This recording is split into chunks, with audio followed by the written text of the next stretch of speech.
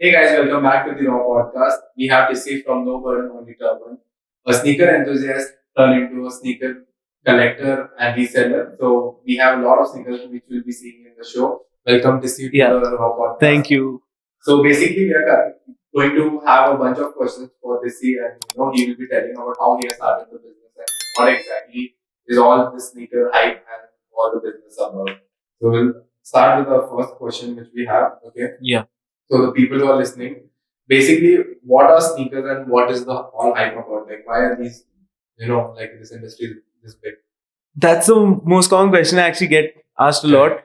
So the thing is, there's nothing that differentiates your regular shoes that you buy in a mall and sneakers. It's the same thing. The only thing is it's about the culture. Okay. So why sneakers are so hyped and why they resell for over their MRP value is a basic concept of demand and supply. So, for example, if you're going to take a shoe, if Nike is launching a specific shoe in a beautiful colorway with a beautiful story, there's a lot of elements that make a sneaker and that basically build the sneaker's resale value, build an aftermarket price for that sneaker and a value for it. So more than the price, I should say the value. And that value is built because of so many aspects that include, again, the colorway, the design, the story behind the sneaker, what it's based on, what the sneaker stands for.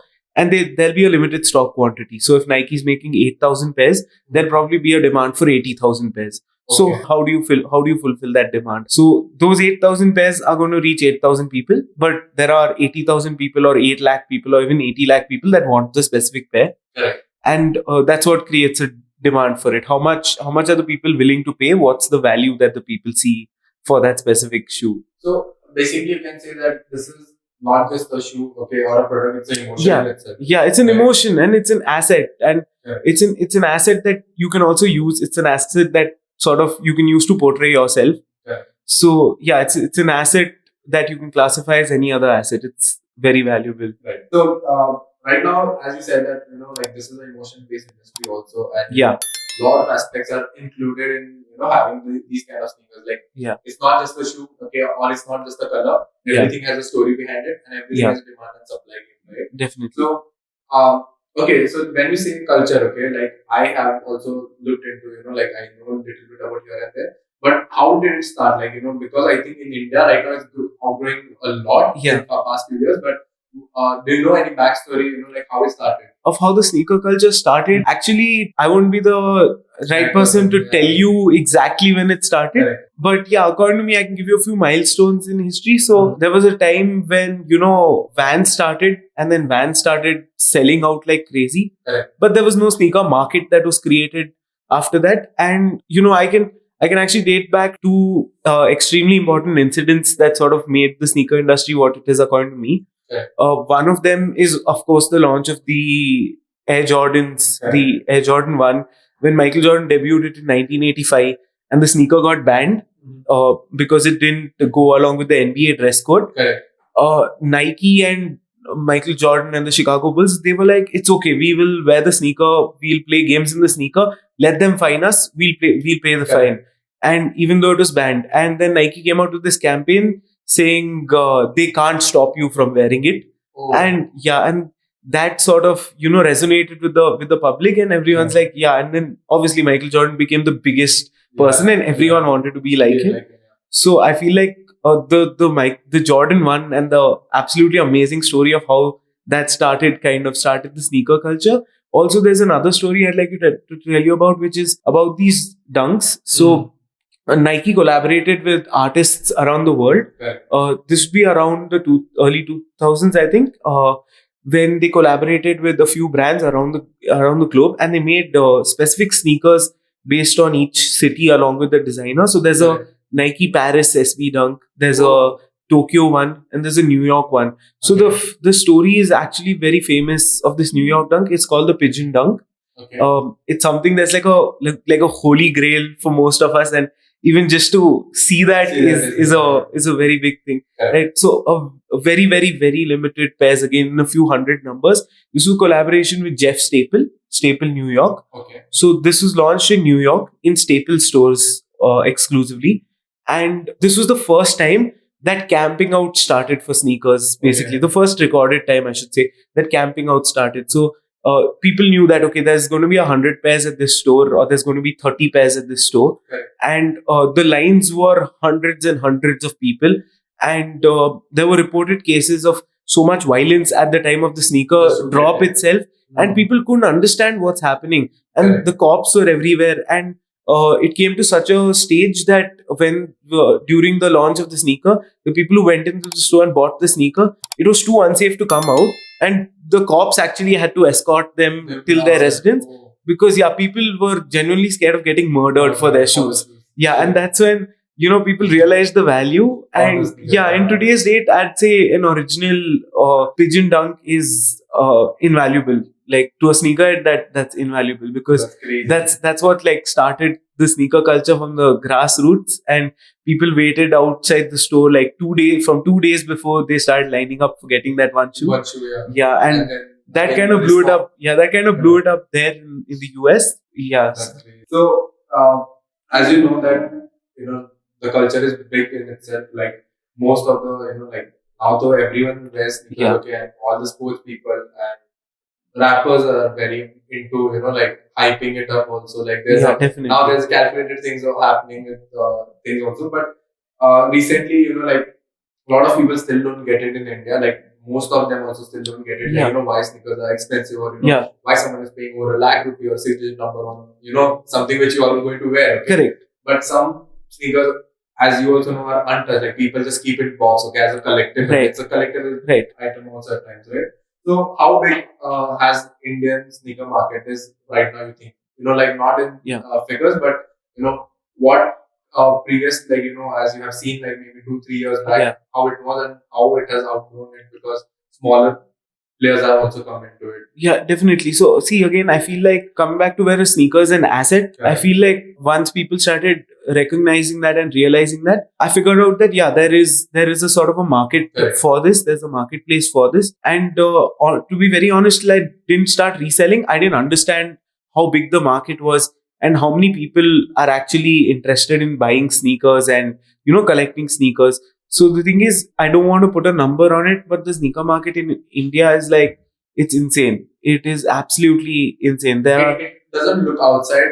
to the Yeah, world, it doesn't look like, outside, even if it's definitely. niche and small and culture based, but lot Yeah, of people are definitely. buying, first time buyers, and the interest outgrows, and then they go, Exactly. yeah, And the thing is, Correct. when when like I'm in a network of resellers, I can Correct. see the flow of pairs and how many pairs are coming in traded from- within yeah, a day. correct. Like not by me, but like overall in the like industry. yeah, correct. Yeah, I can see the number of sneakers that are just going, coming, and buying, out. selling. The number of sneakers that are dropping every week and are just selling out. So Correct. there's definitely a huge market and there's a huge demand for it. 2-3 years ago, it wasn't as much, definitely, Correct. because I feel like also there was there was a gap basically between the supply and the demand. yeah. Yeah, so even though maybe 2-3 years ago there was a huge demand and people wanted Jordans, there weren't as many places to go buy them. Accessibility Yeah, was less. accessibility was very hand on less. The shoes were less. Yeah, definitely.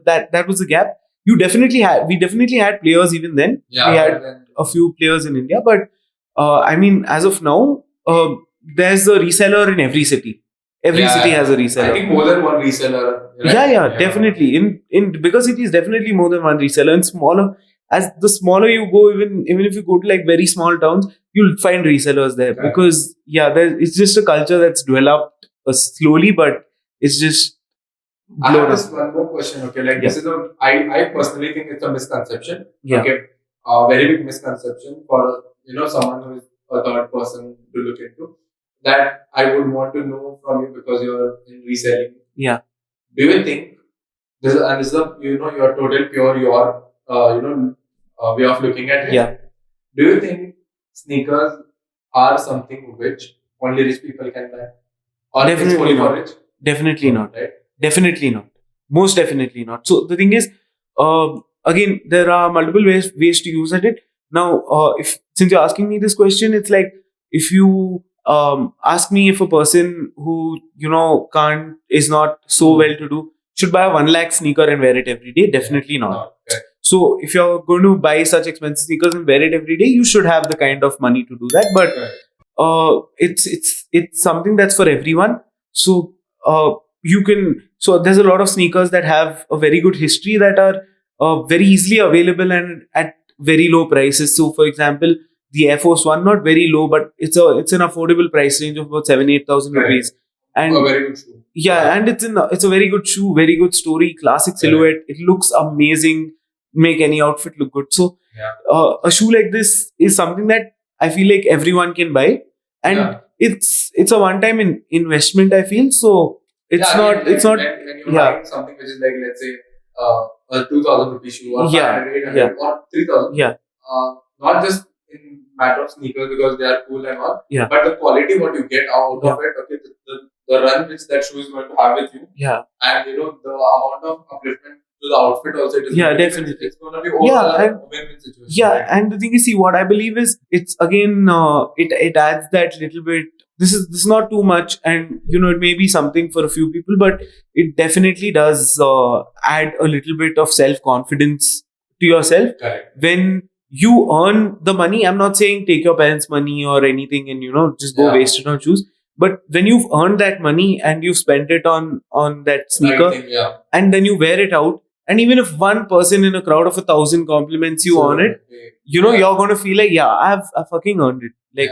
And the thing is, it's not just an expense. You can look at it as an asset as well, because I know friends who've saved up their money. For example, they've saved up a little from their starting salaries, and they've bought one sneaker for say 10,000 rupees.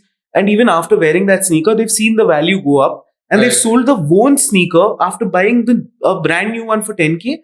They've worn it for say 3-4 months, maintained it in very good condition, sold it for like 12K, then bought another one for 12K. And then that's a cycle. That's if you're smart enough, you can it's like definitely your valuation will still increase after you that's what.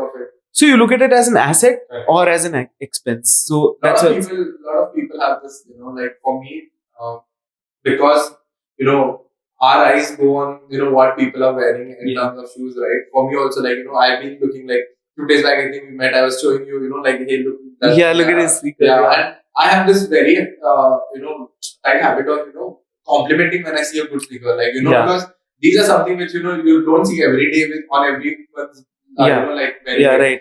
Whenever I look at it, I'm like, hey, what, like nice shoe, and the happiness on the person's face, okay, because it's not about money, how much he has spent. It's about getting right thing at right price.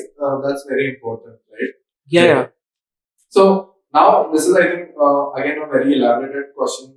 You need to tell that how exactly reselling works, like because it's a brand which is tight, who has their brand value, brand name. People know Nike or Adidas or anything. But where is the whole game coming? Like, where is the pricing points and all things happening? So the resale market is actually quite well structured now, according to me. So how I'll start with how reselling works. So how it works is that me as a reseller, I'll tell you what I do. I kind of look at the pair, and I make my judgments on that, right? So, see, for example, an Air Jordan is launching. I will look at the shoe. I look at the MRP of it, and then I look at the colorway and what historic value does that colorway hold and everything. And based on the specific colorway and the model and everything, I sort of have a prediction in the back of my head, which subconsciously I think every sneakerhead develops. Like when you see the sneakers launching, you're like, oh bro, ye to 20 ka bikega, ye 50 ka bikega. You get a slight prediction, which is never accurate, but you have that in the back of your head ki, this will resell. So the thing is, since all sneakerheads are kind of alike, because everyone's looking for the same things in the sneaker, so everyone will have a similar prediction somewhere close. So it's a calculation, right? You see the history, you see the forecasting of what happened, you see the background, you see the last 2 years, the same sneaker in different colors as definitely exactly that. So it's that back testing, and then you decide. And then I decide. I'm like, "Ki, theek hai, I have this much. I can afford to maybe cop 5 pairs of this. Correct. I'm going to try my level best. I'm going Okay, I'm Yeah. cutting you Sure. to the people who are listening, and what is a cop? Like what exactly that term is? So it's basically buying. There's nothing else, but a cop kind of just the word is like an emotion of achievement. Correct. So if someone, like, when you cop something, it's not just as simple as going to the store, giving your card, take it and go. That's like a purchase. Yeah. But when you're copying something, you work for it. You're doing something Correct. for it. So Yeah, like you have waited, maybe Yeah. you have looked into a lot of Yeah. resellers. Like I'm sure all a struggle. sneakerheads, I'm Yeah. sure all sneakerheads are just waking up at 7:30 a.m. waiting for their Nike drops. So that when you get a pair in over there, that's like a cop. And Correct. yeah, Correct. so basically, Cool. yeah. So we try to I just estimate the market, try to cop the pairs, and I like you understand the market after that, because you see there's a lot of platforms that we use for benchmarking. Globally, we use StockX, Goat. Correct. So you can see, because sellers are free to list their pairs there, Correct. and people are free to buy the pairs. So you can't sell for over these in a Prices, resale yeah, market, yeah. because people have that option to Correct. get it from there, right? So There's you a have to- stopping price also. yeah, right? yeah. So You can't- that's like a benchmark. Correct. Yeah. Correct. So now those don't work very well in India due to customs taxes, everything. Correct. But in India also we have benchmarking platforms. We have Soul Search now. Correct. So Soul Search is actually doing a great job connecting sellers and buyers. But here as well, you can see, like, you get a market estimate. Then you talk to other resellers, you talk to other sneakerheads. You know what the price of the sneaker is, and then what my main aim is to try and get the sneaker to the end customer, Correct. to like a person who really wants it and a person who's going to wear it Best at the price. best price possible. Because if a person's going to wear it and he doesn't care about if he's making a profit on it and all that, Yeah. then you just want to like help him out. You just want to help a fellow sneakerhead out. And yeah, that's basically it. So you buy the sneakers, you estimate the market, Correct. and you price it So accordingly. it's basically like it's again a form of happy customers, and then it again is a form of networking also, because Yeah, in this culture, I think again finding a right pair is also a struggle. Not Yeah. even, I can say struggle, but it's an achievement in itself, because Yeah. sometimes you desperately want something, and your Yeah, it's not available. resellers also are trying to figure out how to get it. how to because sort it for you? it's Yeah, not an easy task if it's not in the country itself yeah, to yeah. get it. And Definitely. it's not about money. If someone is saying that I can pay you 1 lakh more, just get it. But it's Yeah. You have to swap get it. that. Yeah, you have to get it, right? Yeah, cause that one right place, right Yeah. time is also Yeah. finding the right. Yeah, that's pair what, is- so that's the right thing. How much ever you're willing to pay, there should be someone willing to sell.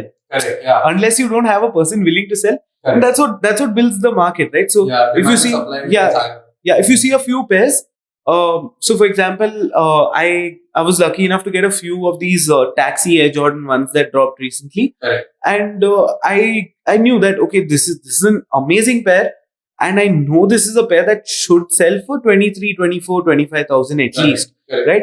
And in the starting, I saw people selling it for even 19K and Correct. Like below, just quick right? market, Yeah, That's just a little above the retail. And so because at that time there were sellers willing to sell at that price, there were buyers buying at that price. Correct. But now there are no sellers willing to sell it at that price, Yeah. right? Today, if you go ask anybody, they're not going to sell you that pair below maybe 22, 21K. Correct. Definitely not below that. So you're not going to get it. And as the sellers keep running out, the stock keeps getting more and more scarce. Correct. You can see the demand and the adding up. price Yeah. right. So I have this question. Like maybe few people also would want to know that if someone has to start a business in buying or reselling sneakers. Yeah. Okay. So this is again your own point of view on it. How much someone should invest? Okay. And what is the few key aspects he or she should keep in mind? Because I think if you're not smart enough, it's a high risk business. It's a very high risk business. Yeah, because of fakes also. There is It's a everywhere you can It's be in the unregulated. yeah. It's a very high risk business. Correct. Definitely. There's a very high investment. If you even need to invest in a small inventory There's of high maybe, fluctuation. there's a very high fluctuation. Like you can't predict one. Yeah. Dude, so there are a lot of things that affect the value. Even celebrity opinions affect the value of Correct. sneakers, right? So if Correct. a celebrity says, "I love this shoe," the value is going to shoot up. If a celebrity says, I hate this shoe, the value may shoot down. It's not always, but it may happen, and you can't predict these things. So it's a very, very high risk business. Right. So, see, what I always say and what I'd suggest to anybody who wants to invest in this or who wants to get into reselling is that your network is your net worth. Correct. There's nothing bigger than your network in this business, right?